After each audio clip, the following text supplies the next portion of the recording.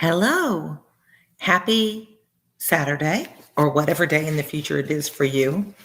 I'm so excited because this is the last chapter of book 2. Then we have book 3 to continue, and hopefully I'll get this done. I don't know. It's probably at least another month. I really should try to read daily to get it done. And when I taught, that was easy to do. But now that I work, I don't always find the time. How about you? Do you find finding the time for homework and getting reading in? Do you find that a challenge also? It frustrates me. Hi, Dinah. So I'm going to get to reading because it is, even though it is the last chapter in the book, it is a long chapter. So I want to try and keep the session as short as possible for those readers in the future that are down to the wire trying to get this work done too.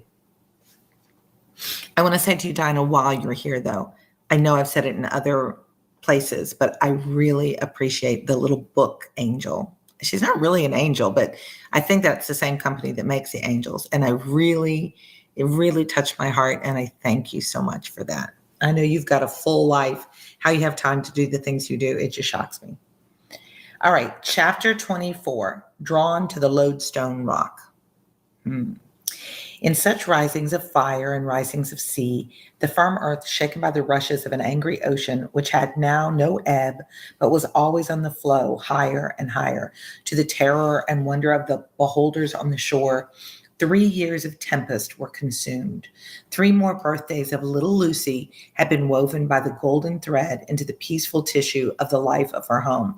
So what Dickens is doing here is shifting our setting, and he moves it in a very artistic way. He's told us 3 years have passed. Little Lucy, the daughter of Lucy and Charles Darnay, is now 3 years old. And this tempest is that revolution in France and all that furor that we've seen and all the vengeance of the fishmongers' wives and all the violence at the Bastille. All of that has continued. We're 3 years in the future, like 3 years forward. Many a night and many a day had its inmates listened to the echoes in the corner, with hearts that failed them when they heard the thronging feet.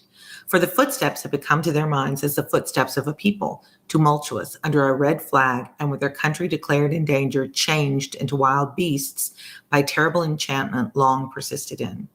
Monseigneur, as a class, had dissociated himself from the phenomenon of his not being appreciated, of his being so little wanted in France, as to incur in considerable danger of receiving his dismissal from it and this life together. Like the fabled rustic who raised the devil with infinite pains and was so terrified at the sight of him that he could ask the enemy no question, but immediately fled, so Monseigneur, after boldly reading the Lord's Prayer backwards for a great number of years and performing many other potent spells for compelling the evil one, no sooner beheld him in his terrors than he took to his noble heels. The shining bullseye of the court was gone, or it would have been the mark of a hurricane of national bullets.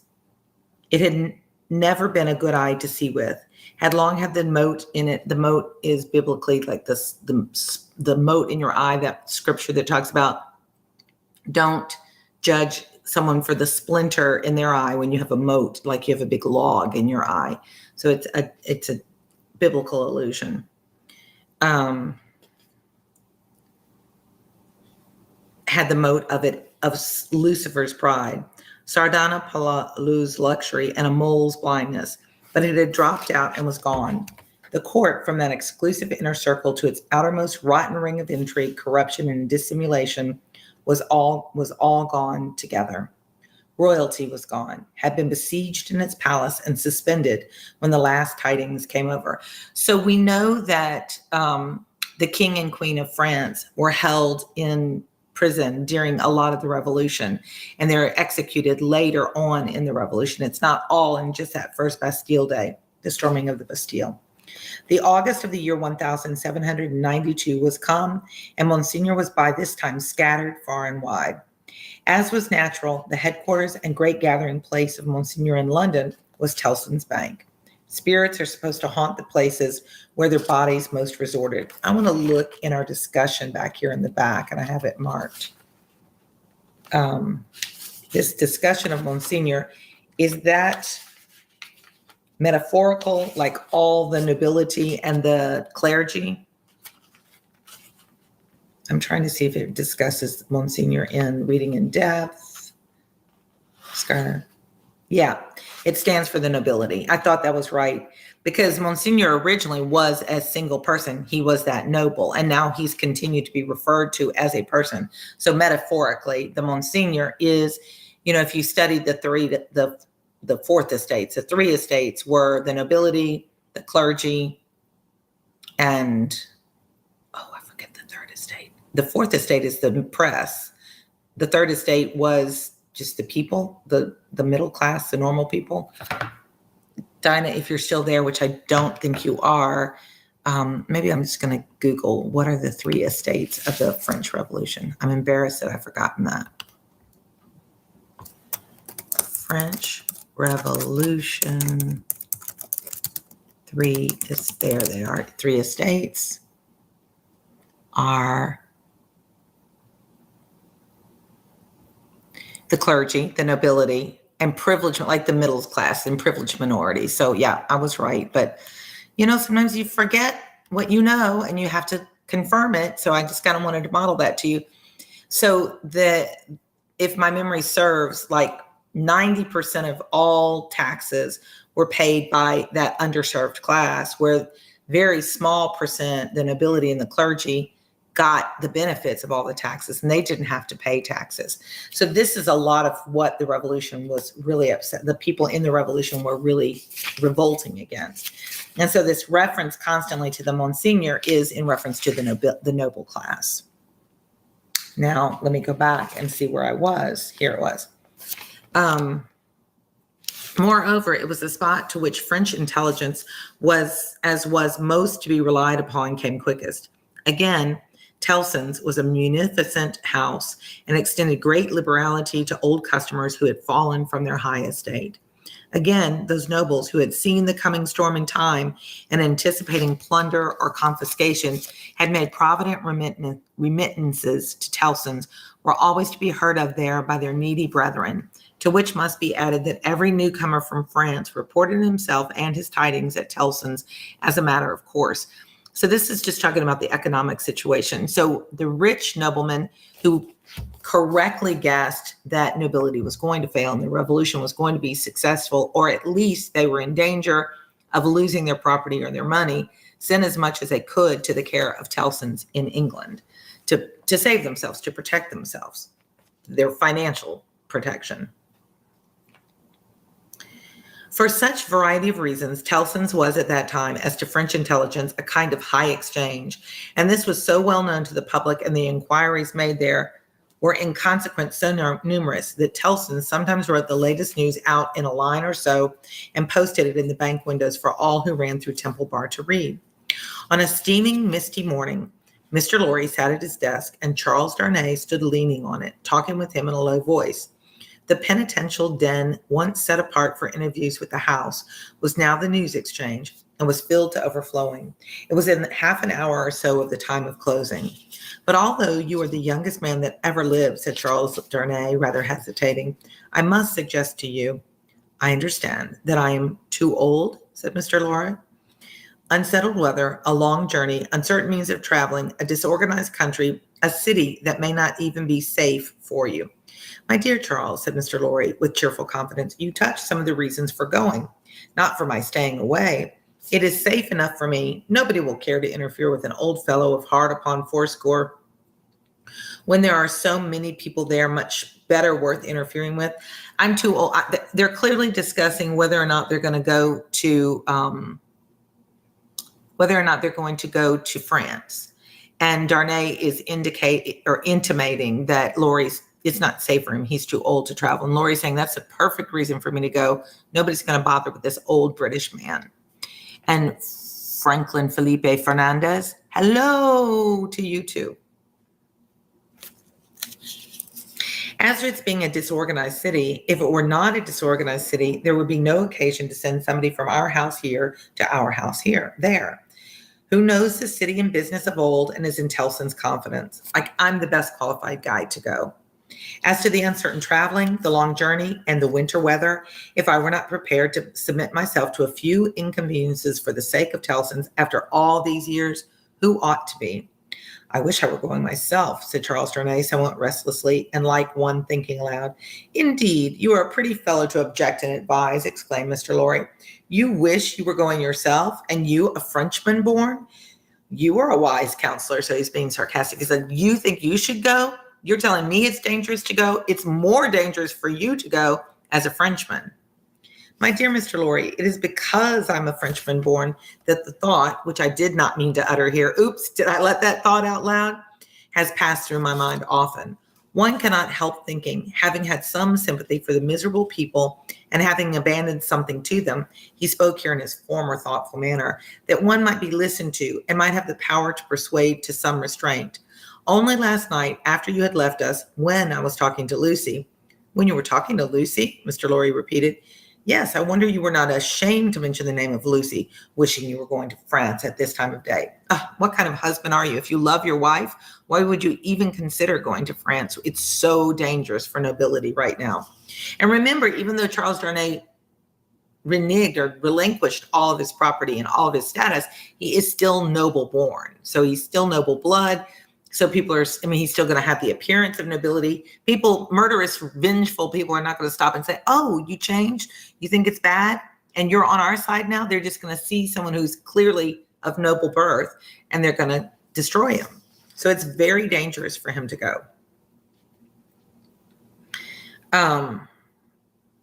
However, I'm not going, said Charles Darnay with a smile. It is more to the purpose that you say you are. And I am in plain reality. The truth is, my dear Charles, Mr. Lorry glanced at the distant house and lowered his voice. You can have no conception of the difficulty with which our business is transacted, and of the peril in which our books and papers over yonder are involved. The Lord above knows what the compromising consequence would be to numbers of people if some of our documents were seized or destroyed. And they might be at any time, you know, for who can say that Paris is not set afire today or sacked, destroyed tomorrow. Now a judicious selection from these with the least possible delay and the burying of them or otherwise getting them out of harm's way is within the power, without loss of precious time, of scarcely anyone but myself, if anyone. And shall I hang back when Tellson's knows this and says, Tellson's, whose bread I've eaten these 60 years, because I'm a little stiff out of the joints? Why, I am, boy, sir, a half dozen old codgers here. I am a half dozen old codgers here.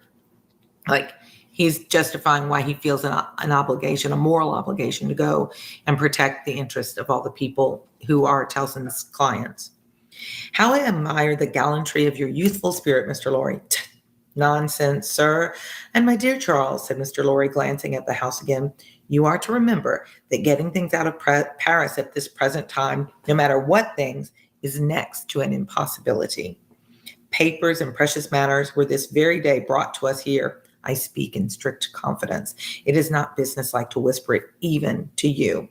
By the strangest bearers you can imagine, every one of whom I had his head hanging on by a single hair as he passed the barriers. Another time, our parcels would come and go as easily as in business like old England, but now everything is stopped. So getting things back and forth between Paris and London is really dangerous. They've got all these blockades, checkpoints that people have to stop in and see what the papers are, because the French that are overthrowing the Jacques group are trying to keep the riches of France in France, and they're trying to make sure that the nobility that they're trying to destroy don't escape. So there are checkpoints all along the way. It's very difficult to travel now between London and Paris. And do you really go tonight? I really go tonight, for the case has become too pressing to admit of delay. And do you take no one with you? All sorts of people have been proposed to me, but I will have nothing to say to any of them. I intend to take Jerry. Remember Jerry Cruncher? He's our mysterious kind of cutthroat, the mean to Agatha, his wife, and little Jerry, his son, who wants to be like him. And we know he's a grave digger. I think we know that now. I know it. Now you know it if it was an oops. So Jerry's going to go with him. Jerry has been my bodyguard on Sunday nights for a long time past, and I'm used to him. Nobody will suspect Jerry of being anything but an English bulldog, of having any design in his head but to fly at somebody who touches his master. I must say again that I heartily admire your gallantry and usefulness. I must say again, nonsense, nonsense. When I have executed this little commission, I shall perhaps accept Tellson's proposal to retire and live at my ease. Time enough then to think about growing old. I have to respond to this. Oh, by the way, hi, Yara. I should have done that at the beginning. I need to see if I'm going to do something with my granddaughter.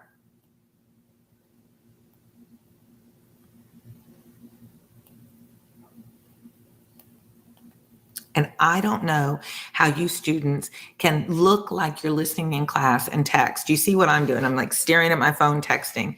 I wish you guys would give a class to old people on how to text surreptitiously, like sneakily. Back in the day when there weren't keyboards, there were just, you had to do it with numbers. The kids, of course I was the clueless, absent-minded teacher, but I never could catch them. I never saw it. They would be in their sleeves of their sweatshirts, and they'd be texting under there with those numbers, knowing 1, 2, 3, 4, 5. Like, that's a skill. That's a skill you guys should teach. You should all be spies, because if I'm going to text, I'm going to be like staring at it. What? If my kids or somebody talks to me while I'm texting, I didn't hear it at all. You guys are amazing with your sneaky texting. Honestly, you should do a YouTube channel on it. Teach all the old people how to text sneakily. So where is he? The commission. He says, maybe after this, I'll retire. So this dialogue had taken place at Mr. Lorry's usual desk, with Monsignor swarming within a yard or two of it, boastful of what he would do to avenge himself on the rascal people before long. It was too much the way of Monsignor under his reverses as a refugee, and it was too much the way of native British orthodoxy to talk of this terrible revolution as if it were the only one harvest ever known under the skies that had not been sown, as if nothing had ever been done or admitted to be done that had been led to it, as if observers of the wretched millions in France and of the misused and perverted resources that should have made them prosperous had not seen it inevitably coming years before, it had not in plain words recorded what they saw. Oh my goodness, what a long sentence that was. 1, 2, 3, 4, 5, 6, 7, 8, 9 lines long. Now, those are the kinds of things, as an English teacher, I'm not supposed to say this. Those are the kind of passages that if I were reading this, I would have really skimmed, because there's not a lot in there. And it took up almost half a paragraph. And it just said a lot of blah, blah, blah. Don't get over. I mean, that's where I think we get into trouble with these kind of books and reading comprehension. It just becomes white noise in our minds. Bzz, bzz, bzz, bzz, bzz, bzz, bzz. And as y'all are listening, even I don't really know what I just read. So that's the kind of thing, don't get bogged down in, just keep reading through. And it was vaporing all about his ears like a troublesome confusion of blood in his own head, added to a latent uneasiness in his mind, which had already made Charles Darnay restless and which still kept him so. So this idea of the plots and all the danger, these are thoughts that are in Charles Darnay's mind. Among the talkers was Stryver, remember him, of the King's Bench Bar, far on his way to state promotion, and therefore loud on the theme, broaching to Monsignor his devices for blowing the people up and exterminating them from the face of the earth. So part of the fear in England is also a monarchy. Part of the fear, although it's a parliamentary monarchy at this point, it's a little bit different than France. But at this point, all of Europe, because there was the big revolution in the United States, and England has lost control over the Americas, and France is going through this revolution where they've overthrown the nobility. There's this big change because of the Enlightenment, this idea that all men are created equal. That's a mind-blowing idea historically, because we had the divine right of kings before that kings were chosen by God to rule over you, and you were less important as a common man than the nobility. The nobility really believed this. And so there's this kind of unsettled fear all over Europe as different monarchies are being overthrown. And they're like, what are we going to do? What are we going to do? So Monsignor takes on, this, they're not even necessarily French anymore. It's the nobility throughout Europe and their concerns. Okay. I said okay to my text, not to you guys. Once again, I'm not very subtle with texting. So where do we leave off? They were talking of the race. Him, Darnay heard with a particular feeling of objection, and Darnay stood divided between going away that he might hear no more and remaining to interpose his word. When the thing that was to be went on to shape itself out, the house approached Mr. Lorry, and laying a soiled and unopened letter before him, asked if he had yet discovered any traces of the person to whom it was addressed. The house laid the letter down so close to Darnay that he saw the direction the more quickly because it was his own right name, his legal name. Remember, he's under the name of Charles Darnay right now. The address, turned into English, ran very pressing to Monsieur heretofore the Marquis Saint-Evremond of France. There we have Charles Darnay's real name, the Marquis Saint-Evremond, confided to the cares of Messieurs Telson and Company, bankers, London, England. On the marriage morning, Dr. Manette had made it his one urgent and express request to Charles Darnay that the secret of his name should be, unless he, the doctor, dissolved the obligation, kept inviolate between them. Inviolate. You can't, it's sacred. And so he'd made this promise to his new father-in-law that he would never reveal his true identity to anyone. Connor, this book is a banger. All right. So is that boring or good? You guys can't use your jargon, your teenage jargon on me, because I have to go to Urban Dictionary to find out. I think it's good, but maybe boring. Help me, Connor. Don't leave me hanging. What's it mean? Because I don't want to have to do Urban Dictionary.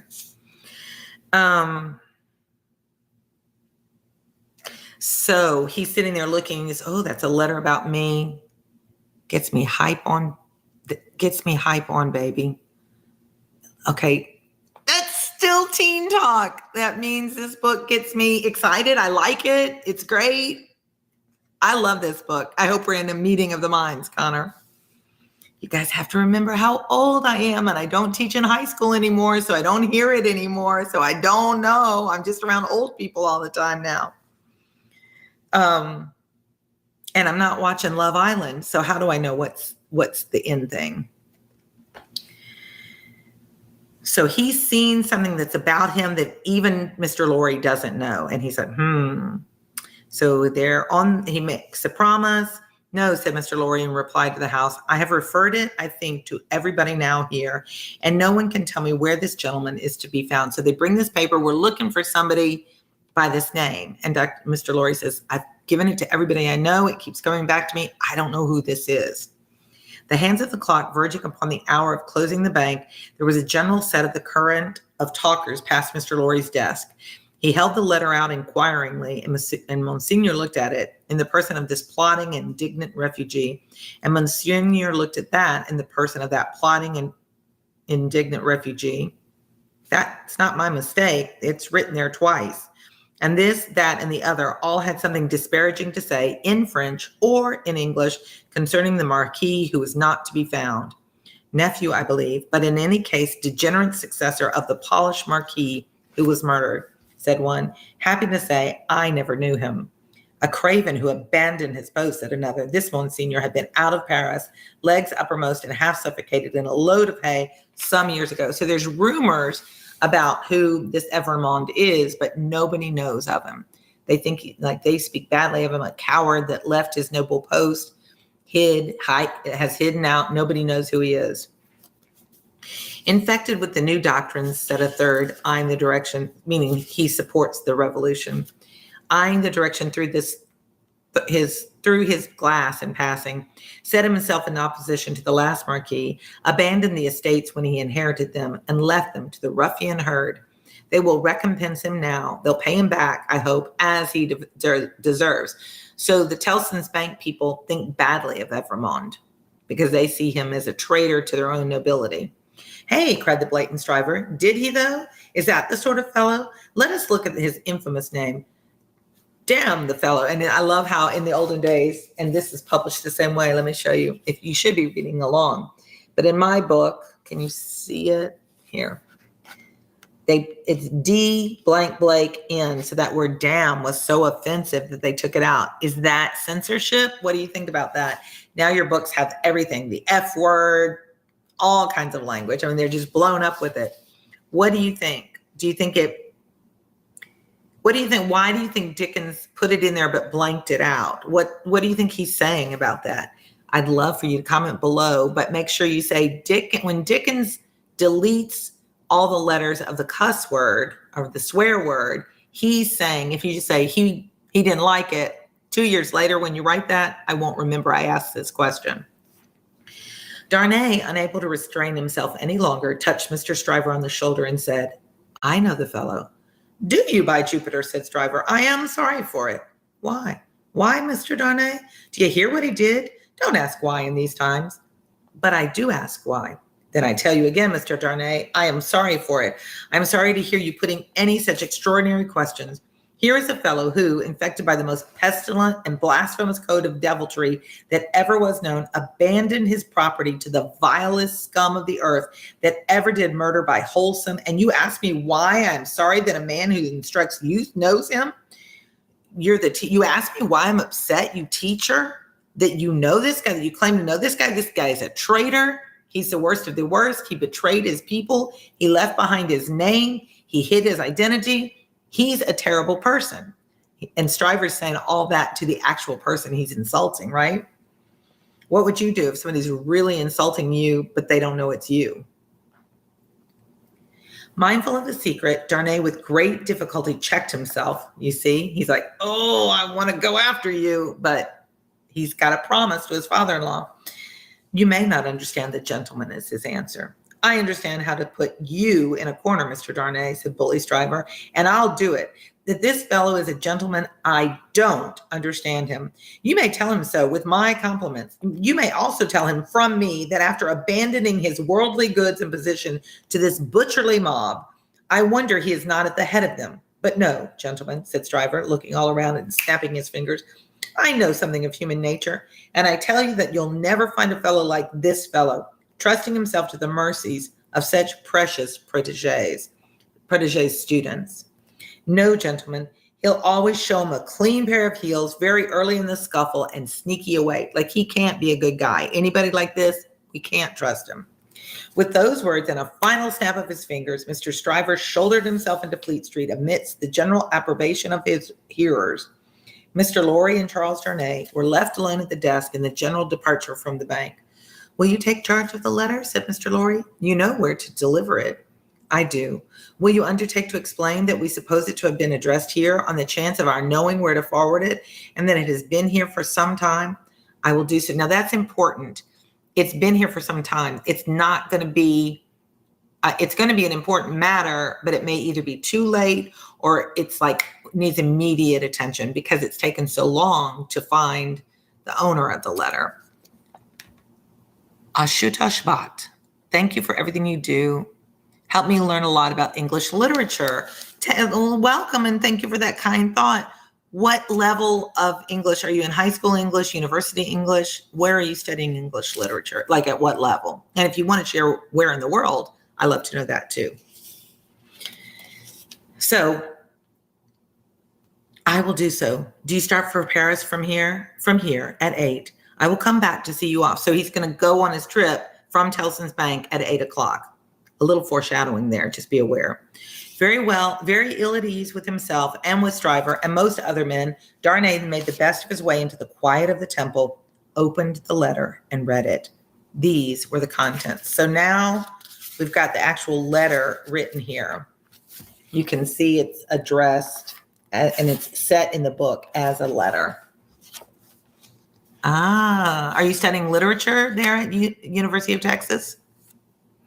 Monsieur ch.24, the Marquis. So remember, he was once the Marquis. He became the Marquis upon his uncle's death, but he had denounced his right to it. So they're calling him Monsieur, the man that was to be the Marquis. After having long been in danger of my life at the hands of the village, I have been seized with great violence and indignity. Now, this was sent June 21st, 1792, and he's in the prison of the Abbaye in Paris. So, on the road, I have suffered a great deal. So, this is being written from, now, if I were reading Gabelle. Now, remember, do you remember? Gabelle we saw in the last chapter where they're capturing Gabelle. He hid. Remember, he hid up in the room, hoping, because he was afraid that mob would get him and kill him, but he survived the night. And now we're finding some connection to him.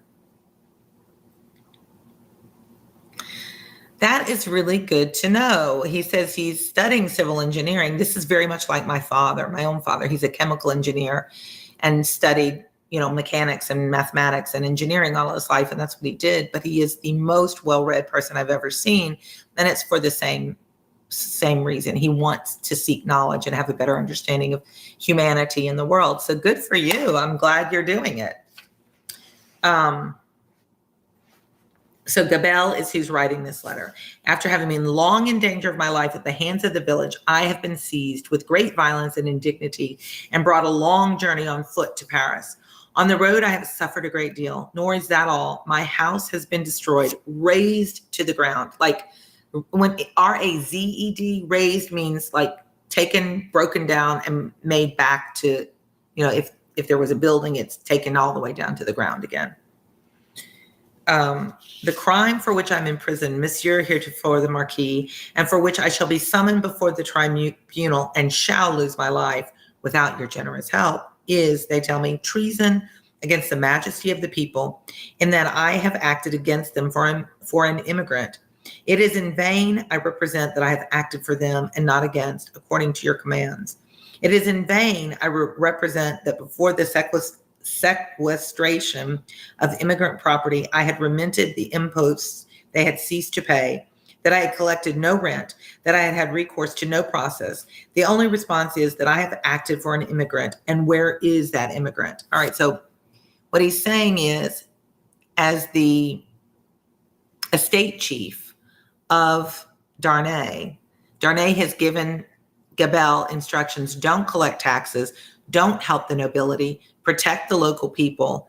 But the people didn't know it. All they are charging him with is, you helped Evremond escape. And we hate all nobility. We want Evremond, we want all nobility, Evremond and everyone, to come to justice. And if you won't provide this man to us for justice, then we're going to hang you because you are covering for him. Ah, most gracious Monsieur, heretofore the Marquis, where is that immigrant? I cry in my sleep, where is he? I demand of heaven, will he not come to deliver me? No answer. Ah, Monsieur, heretofore the Marquis, I send my desolate cry across the sea, hoping it may reach your ears through the great bank of Telson known at Paris. For the love of heaven, of justice, of generosity, of the honor of your noble name, I supplicate you, Monsieur heretofore the Marquis, to succor and release me. My fault is that I have been true to you. Oh, Monsieur heretofore the Marquis, I pray you be you true to me. From this prison here of horror, whence I every hour tend nearer and nearer to destruction, I send you, Monsieur heretofore the Marquis, the assurance of my dolorous and unhappy service, your afflicted Gabelle. The latent uneasiness in Darnay's mind was roused to vigorous life by this letter. The peril of an old servant, and a good one, whose only crime was fidelity, loyalty to himself and his family, to Darnay and Darnay's family, stared him so reproachfully in the face that as he walked to and fro in the temple, considering what to do, he almost hid his face from the passers-by. He knew very well that in his horror of the deed which had culminated the bad deeds and bad reputation of the old family house, in his resentful suspicions of his uncle, and in the aversion with which his conscience regarded the crumbling fabric that he was supposed to unfold, he had acted imperfectly. He knew very well that his love for Lucy, his renunciation for his social place, though by no means new to his own mind, had been hurried and incomplete. He knew that he ought to have systematically worked it out and supervised it, and that he had meant to do it, and that it had never been done. He left in the dark of the night for the reasons that were right, but he never aligned himself with the people to say, I'm a nobleman who's renounced nobility and I'm in support of this revolution. And he said for his love of Lucy, because he wanted to protect, remember, he met her in court being accused of being a spy. So in his love of her and his promise to his new father-in-law, he's kept this secret. He's kept this identity secret. And he knows that's his fault. He knows that he shouldn't have done it. He's disappointed in himself. He wasn't true to what his mission was.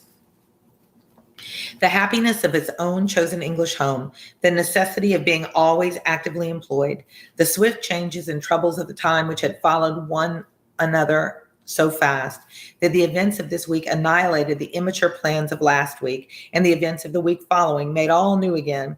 He knew very well that to the force of these circumstances he had yielded, not without disquiet, but still without continuous and accumulating resistance, that he had watched the times for a time of action, and that they had shifted and struggled until the time had gone by, and the nobility were trooping from France by every highway and byway, and their property was in course of confiscation and destruction, and their very names were blotting out, was as well known to himself as it could be any new authority in France that might impeach him for it.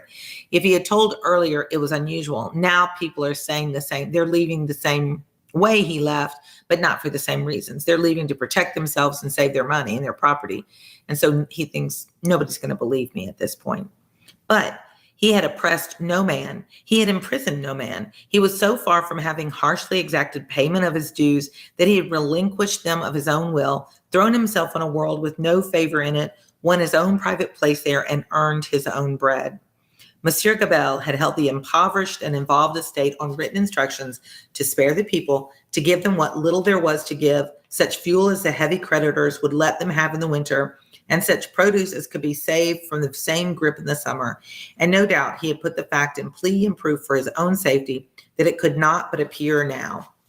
This favored the desperate resolution Charles Darnay had begun to make, that he would go to Paris. So Darnay is realizing, I'm wrong. I need to go to Paris to face what my beliefs are. Yes, like the mariner in the old story, the winds, the mariner of the old story. Is that the Albatross poem? The Rime of the Ancient Mariner?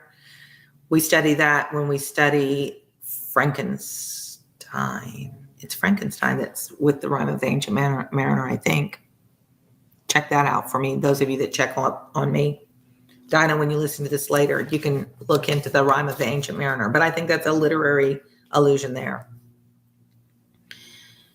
The influence of the lodestone rock, and it was drawing him to itself, and he must go.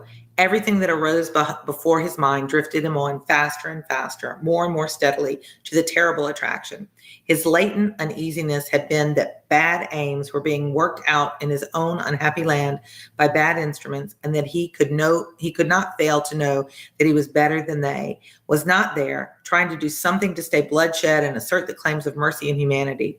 With this uneasiness half stifled and half reproaching him, he had been brought to the pointed comparison of himself with the brave old gentleman in whom duty was so strong, upon that comparison injurious to himself, that had instantly followed the sneers of Monseigneur, which had stung him bitterly, and those of Stryver, which above all were coarse and galling for old reasons. Upon those had followed Gabelle's letter, the appeal of an innocent prisoner in danger of death to his justice, honor, and good name. His resolution was made. He must go to Paris. Yes, the lodestone rock was drawing him, and he must sail on until he was struck. Let's look at that allusion. The lodestone rock. Oh, I'm in the wrong place. Anti-aging. This is a great mask for you to use. Rock. Sorry about that. I went to YouTube. It's a piece of magnetite that attracts iron or steel. I think that's what you make a magnet with, right? Or something that attracts strongly. France, perhaps his loyal nature, is Charles's lodestone. So this is actually in reference to Tale of Two Cities. So it's the thing like in a magnet that draws you to it. And he's drawn to the lodestone rock to fulfill his beliefs. Now, remember, he has a wife and child now, and he has a father-in-law that he loves. So he can't help himself. He's being drawn to it because this faithful servant, Gabel, is going to be put to death for no fault of his own. And this is, Darnay believes this is his responsibility, and he must honor it. Yes, the lodestone rock was drawing him, and he must sail on until he struck. He knew of no rock. He saw hardly any danger. The intention with which he had done what he had done, even although he had left it incompleted, presented it before him in an aspect that would be gratefully acknowledged in France on his presenting himself to assert it. Then that glorious vision of doing good, which is so often the sanguine mirage of so many good minds. Sanguine is like this person who is optimistic even in the face of all causes, negative causes. And he even saw himself in the illusion with some influence to guide his raging revolution that was running so fearfully wild. As he walked to and fro with his resolution made, he considered that neither Lucy nor her father must know of it until he was gone. Lucy should be spared the pain of separation, and her father, always reluctant to turn his thoughts toward the dangerous grounds of old, should come to the knowledge of the step as a step taken and not in the balance of suspense and doubt. Like, I'll tell him when I come back or after it's over because I don't want to worry him. How much of the incompleteness of this situation was referable to her father through the painful anxiety to avoid reviving old associations of France in his mind, he did not discuss with himself. But that circumstance, too, had its influence in his course. He walked to and fro with thoughts very heavy until it was time to return to Tellson's and take leave of Mr. Lorry. As soon as he arrived in Paris, he would present himself to his old friend, but he must say nothing of his intention now. A carriage with post horses was ready at the bank door, and Jerry was booted and equipped. "I have delivered that letter," said Charles Darnay to Mr. Lorry. "I would not consent to your being charged with any written answer, but perhaps you will take a verbal one?" "That I will, and readily," said Mr. Lorry, "if it is not dangerous." "Not at all, though it is to a prisoner in the Abbaye." "What is his name?" said Mr. Lorry with his open pocketbook in his hand. "Gabel." "Gabel. And what is the message to the unfortunate Gabel in prison?" "Simply that he has received the letter and will come." "Any time mentioned?" "He will start upon his journey tomorrow night." "Any person mentioned?" "No." He helped Mr. Lorry to wrap himself in a number of coats and cloaks and went out with him from the warm atmosphere of the old bank into the misty air of Fleet Street. "My love to Lucy and to little Lucy," said Mr. Loring at party, "and take precious care of them till I come back." Charles Darnay shook his head and doubtfully smiled as the carriage rolled away. That night, it was the 14th of August, he sat up late and wrote 2 fervent letters. One was to Lucy, explaining the strong obligation he was under to go to Paris, and showing her at length the reasons that he had for feeling confident that he could become involved in no personal danger there. The other was to the doctor, confiding Lucy and her dear child to his care, and dwelling on the same topics with the strongest assurances. To both he wrote that he would dispatch letters in proof of his safety immediately after his arrival. So he's going to leave. He's not going to say goodbye, but he's written these letters to tell them what he's doing and then he'll be back and what to do in case he's not back. It was a hard day, that day of being among them with the first preservation of their joint lives on his mind. So he goes and pretends through the day that it's a normal day. It was hard matter to preserve the innocent deceit of which they were profoundly unsuspicious. But an affectionate glance at his wife, so happy and busy, made him resolute not to tell her what impended. He had been half moved to do it. So strange it was to him to act in anything without her quiet aid. Like they were really close. They never had secrets. And now he's keeping a secret from her. He's tempted to tell her, but he's like, no, I want to leave her happy. I don't want to see her cry and see her worried. I'm going to go and leave. I'm breaking our normal relationship, which tells us, that little sentence tells us they have a very good relationship. And the day passed quickly away. Early in the evening, he embraced her and her scarcely less dear namesake, his daughter. That's his way of saying he hugged Lucy and his daughter, pretending that he would return by and by. An imaginary engagement took him out, and he had secreted a valise of clothes already. And so he emerged into the heavy mist of the heavy street with a heavier heart. The unforeseen force was drawing him fast to itself now, and all the tides and winds were setting straight and strong towards it. He left his 2 letters with the trusty porter to be delivered half an hour before midnight, and no sooner, took horse for Dover and began his journey. For the love of heaven, justice, of generosity, of the honor of your noble name, was the poor prisoner's cry, with which he strengthened his sinking heart. He remembers what Gabelle had said to him as he left all that was dear on earth behind him and floated away for the lodestone rock. And there we are at the end of book 2. So just as a recap, Darnay is the nephew of Marquis d'Evremond of France, the man that was so despicable at the beginning, who ran his carriage over that little boy in the street and thought nothing of it, who was murdered in his sleep because he was so evil and the community didn't care. Darnay talks of a twin, that he is the nephew. His uncle was the twin brother of his father. And we do know, too, Darnay was influenced by a very loving and good mother. And so he sees the direction the nobility is going, the nobility of France is going, their lack of care for the common man of the third estate, if you will. And he wants no more to do with it. So he renounces everything. He changes his name to Charles Darnay. He goes to England. He's caught up in that scandal. That's how, on the ship going, he meets Lucy. He falls in love with Lucy. They come to his defense.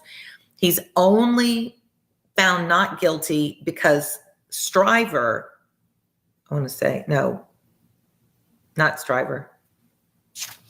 Yeah, Stryver. Charles Darnay, and yeah, looks just like him. And so they, thank you, Gabriel. I didn't see you.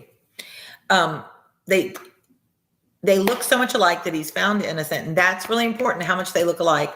Both men were in love with Lucy, but the one that won her heart was Charles Darnay. But Charles Darnay carried this secret.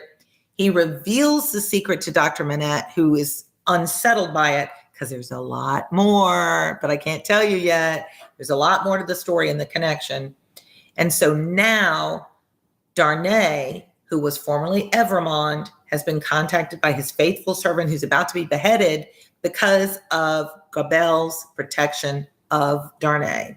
So Darnay says, it's my obligation to go back and make this right. And that's what he wants to do. Go to the prison in Paris, get this guy free, show to all the people there, no, he's not hiding me. I've come back. You can let him go. He doesn't deserve to die. He's been there helping you guys. And so he's on his way. He's left his wife and his father and his father-in-law and his daughter. And he's going to go to this dangerous, dangerous situation because he's drawn there. He can't help himself because he's good. He's a good man. He could just ignore all this and just leave that guy to die. Oh, well, people die in France all the time in this revolution. Not my problem. But he's an honorable man that says, I have to do the right thing. So off he goes. And book 3 is going to be the resolution of this honor. What do you guys think so far? Are you lost? Do you get it? Would you do it? Would you go? Or would you just not even, if he hadn't seen the letter, if he hadn't been there in the bank at that time, it wouldn't have mattered, right? So it's getting exciting. I promise you in book 3, I'll cry. I can promise you in book 3, I'll cry because I can't even tell you what they're going to do. And this time around, I know the book even better than the last 2 times I've read it.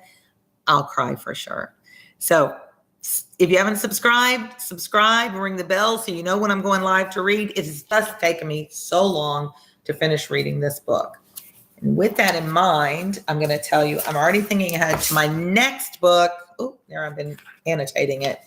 1984. This is the version. Hey, Kelly. This is the version of 1984 that I've purchased. It's a lot longer. I think I got it confused with Animal Farm. It's a lot longer than I thought. So Lord knows how long this one will take me to read. But I've also gotten a teacher study guide to go with this because I'm not great at government and politics. And this is really tied up in different kinds of politics, capitalism, communism, collectivism, all those isms. And I've just started, you can see, I've just started annotating it, literally page 1, so that I can be an intelligent educator as we read through 1984. But I suspect that's a month away. And if you order off of Amazon, you'll get the book in a day. So you don't have to hurry, but just those of you that do like to read along with me, this is the version I got, and it was on Amazon. And it was $15 maybe, I don't know. But remember, you can always get it from the library too. Don't ever forget, you can get it, free from the library. And I love supporting local libraries. So we got to finish Tale of Two Cities. I hope you guys are following it, getting it. I didn't go through the vocabulary because the words were not that great. The vocabulary for this book is going to be great. I've already peeked ahead. And I hope you guys have a great weekend. Hopefully I will read again tomorrow because I really want to get Tale of Two Cities done. And Kelly, did you see, if you're still there, did you see that Fireside Chat took off the weekend? So I thought, I better get reading because I haven't read nearly enough. And he's so faithful about reading every day and then saying, hey guys, sorry, I'm not reading today. I'm not that faithful. All right. I hope you guys are awesome. Subscribe if you haven't.